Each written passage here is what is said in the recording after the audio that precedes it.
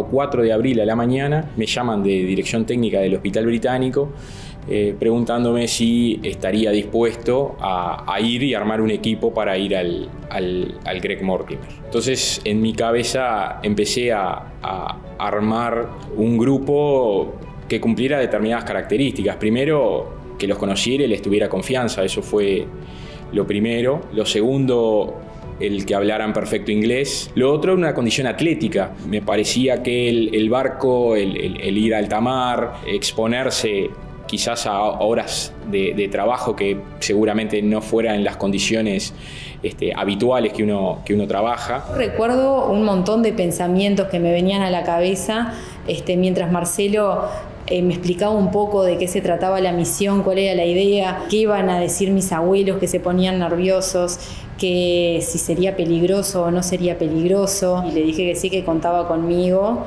y bueno, y no me arrepentí. El día previo, el día anterior, yo conversando con mis compañeros, un poco en tono de broma, dije, bueno, si esta gente necesitara que fuéramos, yo iría si me preguntaran. Fue una simple premonición, pero qué casualidad que al otro día me llaman de la dirección técnica para ver si quería formar parte de la ida al crucero para evaluar a los pasajeros y a la tripulación. Por supuesto que dije que sí, ¿no? Me pareció algo interesante y me pareció que podía dar una mano con eso. Creo que tenía cierto aporte de quedar ahí. Todos me dijeron sí de entrada, no hubo dudas. Y también la contrapartida es que otra gente, cuando volví o se enteró de todo esto, nos decía, no me llamaste, me hubiera llamado, yo estaba. Lo que sentí fue en realidad un reconocimiento y un agradecimiento de parte del propio hospital, ¿no? que consideró que yo estaba preparada para poder cumplirlo. No dudé, porque al hacer trabajo extramuro en el hospital me imaginé que era un poco más de lo mismo. Consideré en ese momento que tenía que ir porque, bueno, como iban mis compañeros, como que sentí que en ese momento yo les daba la seguridad que necesitaban. Y bueno, inmediatamente ya teníamos el grupo de 9 personas y ahí empecé a programar y a diagramar 3 grupos de 3 personas, una nurse y 2 médicos, cada uno con un médico que hablaba perfecto inglés, y surgió un poco cómo sería la operativa. A todos nosotros nos pasó de tener algún grado de ansiedad y demás, de cierto temor, si se quiere, también por no saber, sobre todo, con qué nos encontraríamos. Fue un operativo que no tiene precedentes, ninguno de nosotros lo había vivido y creo que, más allá de eso, ninguno de nosotros tampoco se prepara en algún momento, creo que de la carrera, para una situación así. Más que miedo, el sentimiento que predomina es la incertidumbre, ¿no? Llamaron ese sábado de mañana, nos convocaron, el sábado de tarde tuvimos una reunión, vimos el material con el que íbamos a trabajar, lo probamos, o sea que era quizás más incertidumbre de ese paso a paso, minuto a minuto.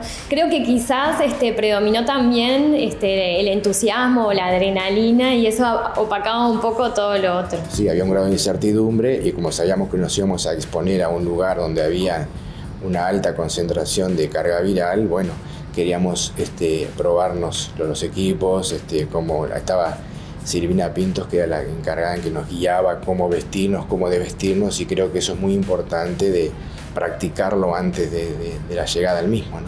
Y básicamente el objetivo era hacer un triage, y eso lo tenemos bastante claro de cómo hacer. Había que implementarlo en esa situación, en un crucero en alta mar con gente enferma.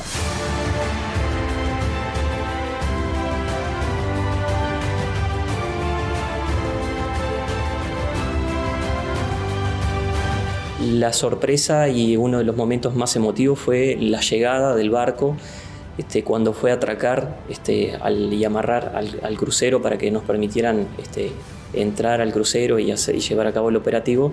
Fue una bienvenida por parte de la tripulación y los pasajeros, que muchos estaban en sus balcones esperando, muy ansiosos, y nos recibieron con aplausos. Recuerdo que antes de subir había creo que era alguien de la tripulación que estaba en la ventanita del barquito, y esa cara no me la voy a olvidar más, porque aplaudía y como que rezaba y nos saludaba, y el agradecimiento de la gente, ¿no? Que eso después lo vivimos en cada uno de los camarotes que entramos, porque las personas lo único que hacían era agradecer. Después vino la parte del vestir, el atraque, y ahí vimos quizás el primer gran obstáculo al que nos íbamos a enfrentar, que era el saltar de un barco a otro. Uno pensaría, esto es sencillo, cruzo por un puentecito con barandas y no era así. Había entre 1 y 2 metros, de acuerdo al vaivén del barco con las olas, y en el medio, mar. Yo aparte no sé nadar, y entonces había que saltar como por un espacio ahí libre, y eso, bueno, fue un poco como de nervios y de ansiedad también, porque entrábamos al crucero y no sabíamos adentro del crucero qué nos esperaba. Ya cuando subimos era trabajar, ya llevábamos los objetivos que teníamos que cumplir, que era lo que teníamos que hacer, y con la división de cada equipo ya sabíamos que teníamos que cumplir cada uno. Entonces ahí como que ya íbamos más organizados, dejamos afuera las emociones y nos dedicamos más a trabajar. Planificamos de antemano de cómo íbamos a movernos dentro del crucero, minimizando sobre todo los riesgos de contagio, evitar tocar distintas superficies y estar el mínimo tiempo posible entre camarote y camarote y viendo a cada uno de los pasajeros. La situación sanitaria en realidad estaba bastante controlada, en el sentido de que adentro del crucero las personas estaban en sus habitaciones, no salían, respetaban eso. Veías que habían capaz que algún tipo de indicio de que habían dejado alguna bandeja o algo, como que no tenían contacto entre ellos. Recuerdo sobre todo sensaciones, recuerdo la sensación de como de encierro, de mucho calor, con todo el equipo de protección personal puesto. Era una sumatoria de cosas.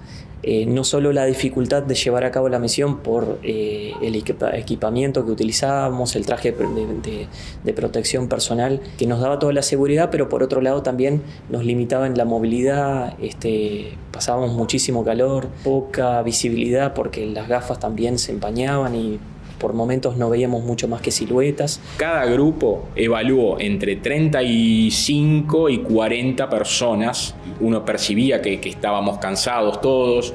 El barco se movía y por momentos, por la situación en la que estábamos, que no habíamos ingerido mucho líquido desde que nos vestimos hasta el final de la tarea. Imagínense que estábamos 5 horas más o menos, que fue lo que duró la tarea, sin comer y sin beber. Yo les preguntaba a mis compañeros, ¿el barco se está moviendo o estoy mareado?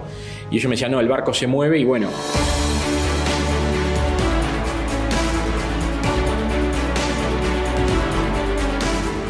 la gente estaba muy tranquila, fue muy respetuosa y estaba muy agradecida, y eso no fue en realidad un desafío durante el proceso en el barco. Creo que personalmente, por lo menos me había imaginado otro panorama, imaginándome yo dentro del crucero tantos días, aislada, con poca información. Imaginaba una situación un poco más caótica, de ansiedad. El recuerdo más lindo, digamos, que uno quizás en el momento con el nerviosismo, la ansiedad tampoco lo pudo disfrutar tanto, era lo agradecidos que se mostraban todos los pasajeros que visitamos. Muchos querían incluso darnos la mano, dejarnos pasar a la habitación y que nos sentáramos, y nosotros, por todo el protocolo de protección, teníamos que tocar lo menos posible, ni que hablar que no les podíamos dar la mano. Ellos no nos veían, ellos veían unos mamelucos blancos de lentes. Teníamos el nombre escrito con dry pen en el equipo para que nos identificaran. Quizás el hecho de que no sepan quiénes somos también es parte de esto. Digo, no importa a quién ayudamos o quién los ayudó, lo importante es que se ayudó.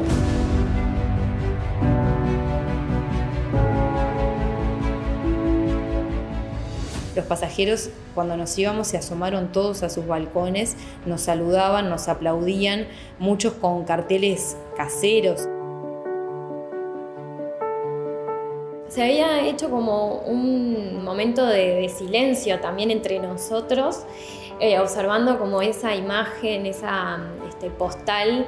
Si cayeron algunas lágrimas, no sé, porque no quería ni mirar para atrás, estaba tratando de contener las mías también. Creo que a todos de alguna manera nos emocionaba, aunque no nos lo compartiéramos o no nos dijéramos, estábamos todos emocionados por lo que habíamos logrado.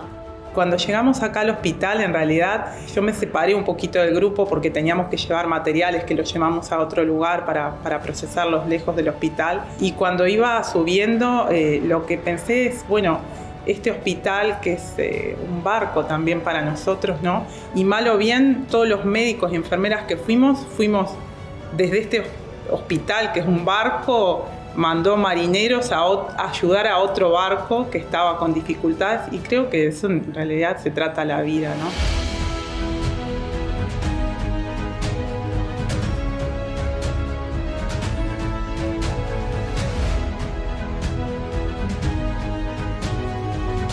Sin duda fue quizás la experiencia de más riesgo a la que estuve sometido, y la volvería a hacer y mejor. Todos aprendimos en este lugar que es eso, ¿no?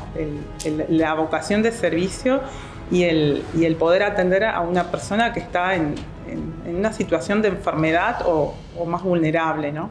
La percepción de que hay en situaciones de que todos somos iguales y que hay que tener empatía por todas las situaciones que se están viviendo. Yo creo que a nosotros nos tocó esto, pero te puede tocar otra situación. Días después de que todo esto había terminado, hablando con Chiarella en un momento, le recordé cuál había sido mi respuesta inicial cuando él me llamó por teléfono. Le recordé que yo le había contestado inicialmente: no me estás invitando a un cumpleaños.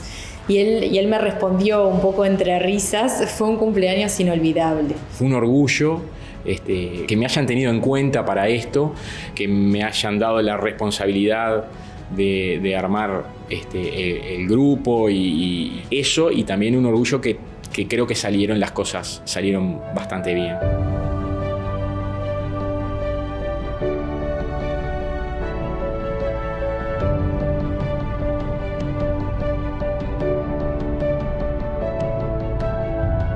After I arrived at the Hospital Britannico, I was given further tests, coronavirus tests, blood tests.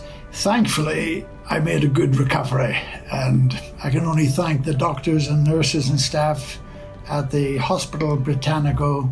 I felt I was being looked after, being cared for by family.